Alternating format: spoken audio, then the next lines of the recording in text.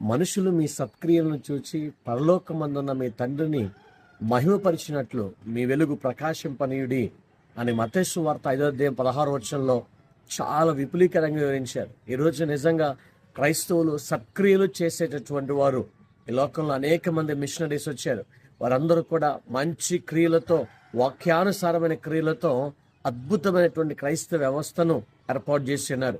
ఈ రోజున అదే బైబిల్ గ్రంథాన్ని పఠిస్తున్న మనము, ఫాలో అవుతున్న మనము, పాటిస్తున్న మనము, వాక్యమే దేవుడై ఉన్నారు, దేవుళ్లాగా మనము కూడా మారాల్సినటువంటి స్థితిలో మనం ఉండగా క్రీస్తును చూపించాల్సిన మనము ఆ సత్క్రియలు కలిగి దేవుని కొరకు బ్రతకాలి. మన క్రియలు చూసి తండ్రి అయిన దేవునికి మహిమ వచ్చేలాగా ఉండాలి. అదేవిధముగా నిజముగా మనము అనేక మందికి మాదిరిగా వెలుగుగా ఉండి అనేక మంది జీవితాల్లో వెలుగుని నింపులాగున మన ప్రవర్తన వాక్యానుసారమైన నడిపించబడాలని ప్రత్యేకంగా ఈ వచనం ద్వారా మనం తెలుసుకుంటూ ఉన్నాం. అట్టి కృప దేవుడు మనకి అనుగ్రహించి నడిపించును గాక. ఆమేన్.